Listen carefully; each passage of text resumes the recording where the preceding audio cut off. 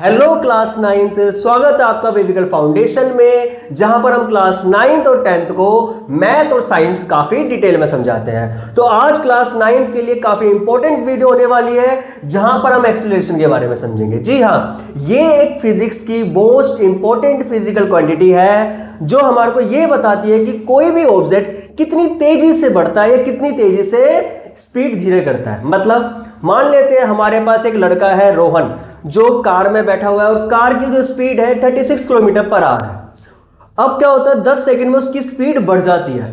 तो उसकी स्पीड या वेलोसिटी कितनी तेजी से बढ़ी, उसको हम क्या कहते हैं, एक्सीलरेशन बढ़ते हैं। तो आज का जो टॉपिक है उसमें हम एक्सीलरेशन के बारे में समझेंगे, क्या उसकी डेफिनेशन समझेंगे, एक्चुअल में उसका कंसेप्ट क्या होता है वो समझेंगे, उसकी कई सारी प्रॉपर्टीज खूबियां पढ़ने वाले हैं, कितने टाइप के एक्सीलरेशन होते हैं वो पढ़ने वाले हैं, और लास्ट में कुछ एग्जांपल्स करेंगे। तो सबसे पहले हम बात करते हैं इसकी डेफिनेशन की। तो एक्सीलरेशन किसे कहते हैं, the rate of change of velocity. मतलब कि इस वेलोसिटी में कितना चेंज आया, उसके रेट को हम क्या कहते हैं, एक्सीलरेशन कहते हैं। इसका फॉर्मूला क्या होता है, ध्यान से समझो।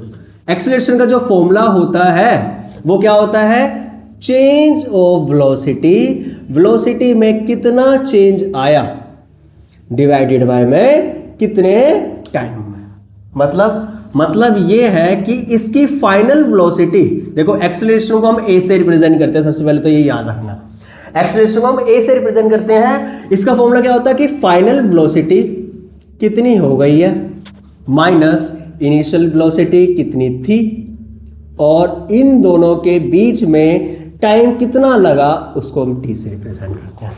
तो रियल इसका जो फॉर्मूला होगा वो क्या होगा, फाइनल वेलोसिटी को हम वी से रिप्रेजेंट करेंगे, इनिशियल वेलोसिटी को यू से रिप्रेजेंट करते हैं, और इसको कहीं कहीं जगह आप देखोगे वी नोट से भी रिप्रेजेंट करते हैं, मैं यहां पर यू से रिप्रेजेंट करूंगा, और टाइम को टी से। तो यहां पर एक्सीलरेशन का क्या फॉर्मूला होता है, वी माइनस यू अपॉन में टी। तो देखो फॉर्मूला तो बहुत इजी है, लेकिन मतलब इसका कंसेप्ट बहुत क्लियर होना चाहिए कि वेलोसिटी में कितना चेंज आया, उसी को हम क्या कहते हैं, एक्सीलरेशन को।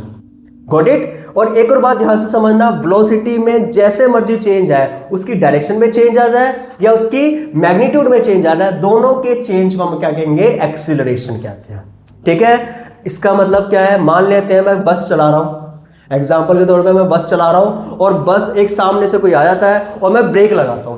पहले बस की स्पीड कुछ थी, ब्रेक लगाते उसकी स्पीड क्या होने लग रही है, डिक्रीज होने लग रही है। अगर बस की स्पीड डिक्रीज हो रही है तो कितने रेट से, कितने टाइम के अंदर उसने स्पीड को कम कर दिया, उसको हम क्या कहते हैं, एक्सीलरेशन। तो एक्सीलरेशन का मतलब यही नहीं कि स्पीड बढ़ना चाहिए, स्पीड अगर घटती है तब भी उसको हम क्या कहते हैं, एक्सीलरेशन कहते हैं। ठीक है, उसके रेट को क्या कहते हैं, एक्सीलरेशन। तो एक्सीलरेशन का फॉर्मूला होता है v माइनस यू अपॉन में टी। अब ध्यान से समझते हैं, सबसे पहले हम बात करते हैं कि इसकी भाई एसआई यूनिट क्या होगी, एक्सीलरेशन है। देखो इसका फॉर्मूला है वेलोसिटी और नीचे है टाइम। वेलोसिटी का जो फॉर्मूला होता है यूनिट में हमें पता है क्या होता है, मीटर पर सेकंड, और टाइम क्या होता है, सेकंड। तो इसकी जो यूनिट होगी मीटर पर सेकंड का भी पर सेकंड, मतलब मीटर पर सेकंड स्क्वायर।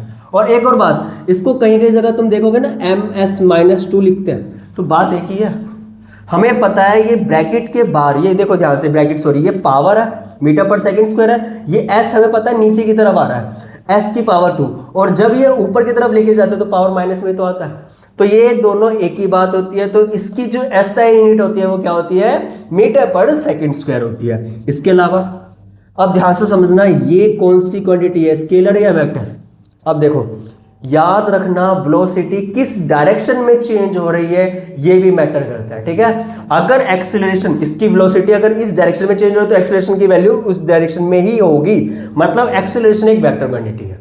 मतलब अगर ऑब्जेक्ट नॉर्थ डायरेक्शन में मूव करता है 20 किलोमीटर पर आवर की स्पीड से, और वो उसी स्पीड से अगर वो मुड़ जाता है, नॉर्थ से ईस्ट हो जाता है, तो भी उसके एक्सीलरेशन में आया है, मतलब तो भी उसके वेलोसिटी में चेंज आया, अगर बेशक से इसका मैग्नीट्यूड चेंज ना हो। ये ध्यान रखना, बहुत इंपॉर्टेंट बात कह रहा हूं कि मैग्नीट्यूड सेम है, मतलब ऑब्जेक्ट 20 किलोमीटर पर आवर की स्पीड से मूव कर रहा है, बट एकदम से मूव क्या कहते हैं, उसने टर्न कर लिया सेम स्पीड से, तो भी एक्सीलरेशन होगा। कौन सा होगा वो आपको बताना है। ठीक है, उस एक्सीलरेशन को क्या कहते हैं वो आपको बताना है कि मैग्नीट्यूड सेम है, 20 की स्पीड ही है, इनिशियल भी 20 है, फाइनल भी 20 है, बट क्या है, डायरेक्शन चेंज हो गई है तो भी एक्सेलरेशन होता है।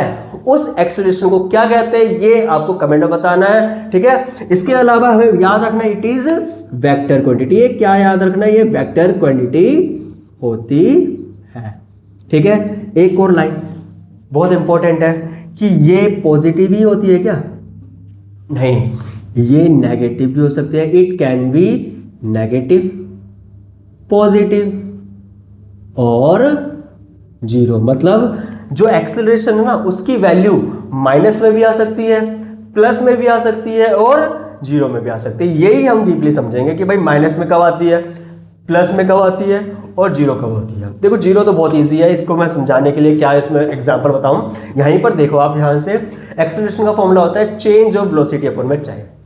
अगर मान लेते हैं इनिशियल और फाइनल वेलोसिटी सेम है, मान लेते हैं मैं भाई बाइक चला रहा हूं या बस चला रहा हूं, मेरी वेलोसिटी सेम है, अभी 40 किलोमीटर पर आवर है और उसी डायरेक्शन में जा रहा हूं और 40 की ही स्पीड से मैं मेंटेन कर रहा हूं, तो एक्सेलरेशन मेरा कितना होगा, फाइनल की वैल्यू भी सेम है, इनिशियल भी सेम है, फाइनल में से इनिशियल माइनस करेंगे तो जीरो ही आएगा, तो एक्सेलरेशन की वैल्यू क्या होगी, जीरो।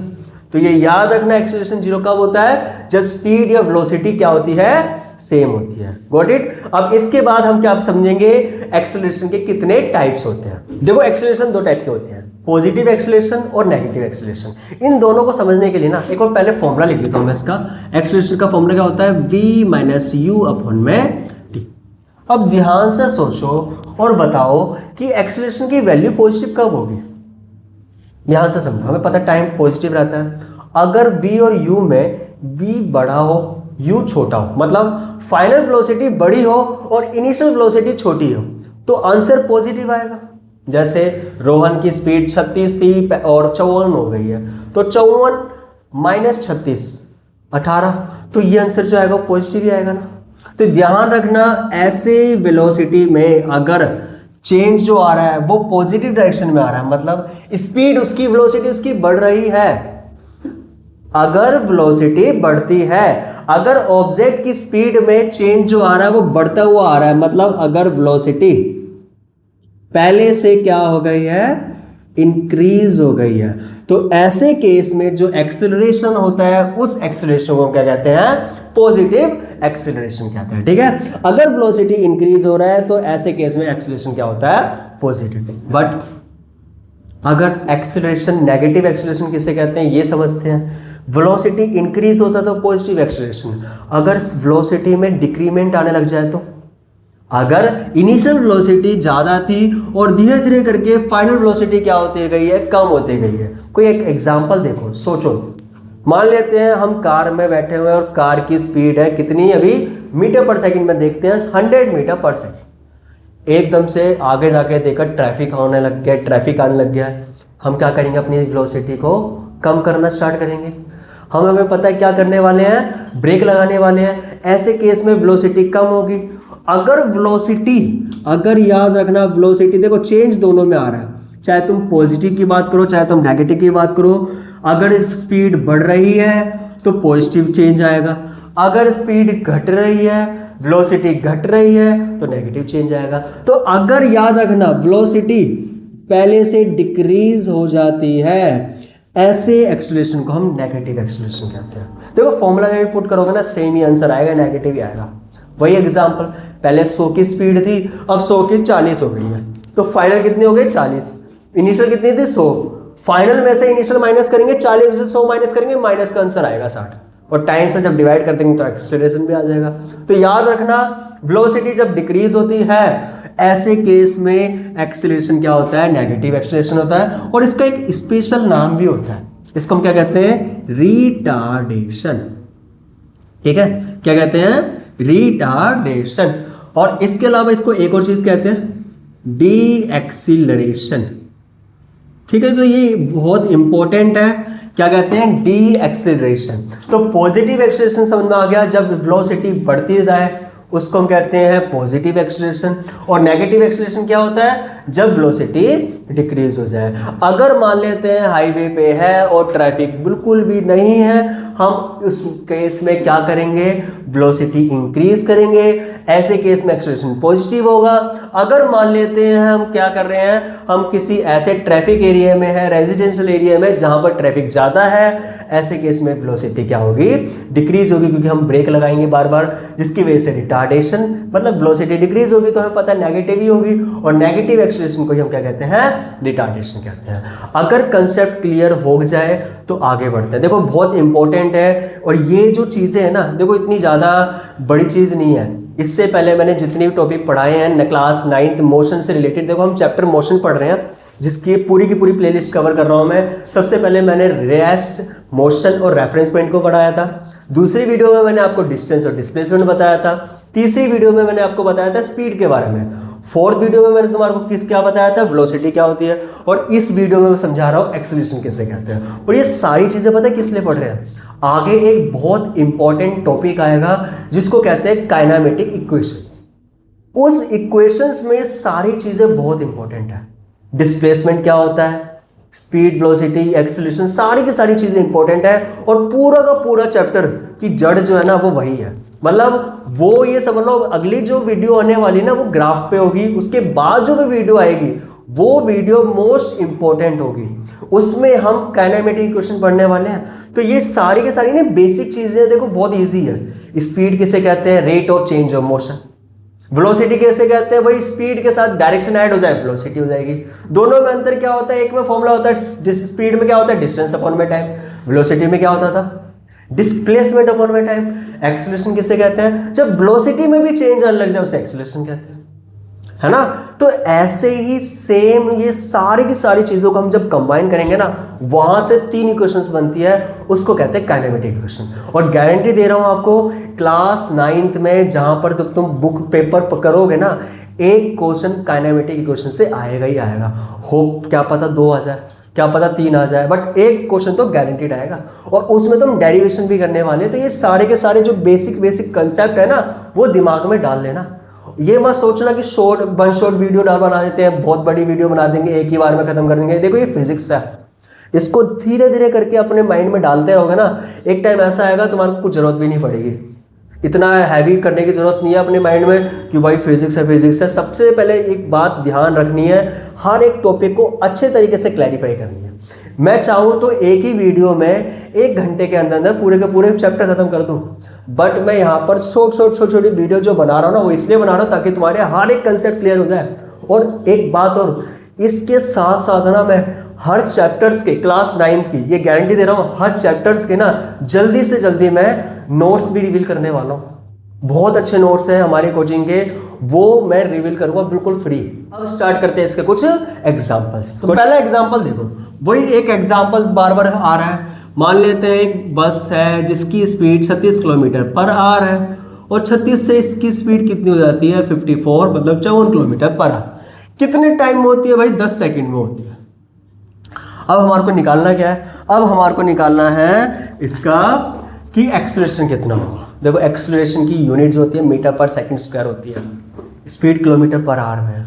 और अगर तुम्हारे को याद आ रहा है ना कि किलोमीटर पर आवर को मीटर पर सेकंड में कैसे करते हैं, 5/18 से मल्टीप्लाई करते हैं, इसके बेस से भी मैंने वीडियो बना रखी है। तो initial velocity 36 km per hour है, इसको जैसे ही 5/18 से मल्टीप्लाई करूंगा, ये सारा आंसर हमारे को पता है किस में आ जाएगा, मीटर पर सेकंड में आ जाएगा। सेम वेलोसिटी निकालो तो 54 किलोमीटर पर आवर, 54 है, मल्टीप्लाई में 5/18 है, सोल्व करोगे आंसर आ जाएगा 15 मीटर पर सेकंड। एक्सेलरेशन का क्या फॉर्मूला होता है, v - u अपॉन में t। v कितना दे रखा है, 15, ठीक है। इनिशियल वेलोसिटी कितनी दे रखी है, 10, टाइम कितना दे रखा है, 5 है 10 है, तो आंसर कितना आएगा, 5/10। क्या आंसर आ जाएगा, 0.5 मीटर पर सेकंड। क्या ये ठीक है। एक्सेलरेशन की यूनिट देखो क्या ये ठीक है, एक्सेलरेशन की यूनिट होती है मीटर पर सेकंड स्क्वायर, तो इसकी यूनिट क्या होगी, मीटर पर सेकंड स्क्वायर। Got it. इसके बाद दूसरा एग्जांपल देखते हैं। मान लेते हैं इस केस में हमारी इनिशियल स्पीड जो थी 100 मीटर पर सेकंड थी, और ब्रेक लगाते हैं, हम क्या करते हैं, ब्रेक लगाते हैं, और 6 सेकंड नहीं, एक काम करते हैं 8 सेकंड बाद उसकी ऑब्जेक्ट की जो स्पीड है वो 0 हो जाती है। मतलब ब्रेक लगाते ही 8 सेकेंड बाद वो ऑब्जेक्ट रुक जाता है। ठीक है, इस केस में हमारे को एक्सेलरेशन निकालना है। निकालते हैं। एक्सेलरेशन का फॉर्मूला होता है v माइनस u अपॉन में t। भाई इनिशियल वेलोसिटी तो 100 है, फाइनल वेलोसिटी तो दे ही नहीं रखी है, लेकिन एक बात बता रही कि जैसे ही ब्रेक लगाया 8 सेकंड बाद हमें पता है वो ऑब्जेक्ट रुक गया। अगर ऑब्जेक्ट रुक जाता है तो अब इसका मतलब बाद में इसकी स्पीड क्या बन गई 0, लेकिन पहले कितनी थी 100, टाइम कितना था 8, आंसर आएगा -100 अपॉन में 8। अब इसको सोल्व करना है। 2 के टेबल में काटोगे -50 अपॉन में 4 आएगा, फिर 2 के टेबल में काटोगे -25 अपॉन में 2 आएगा। सोल्व करोगे तो -12.5 मीटर पर सेकंड स्क्वायर आएगा।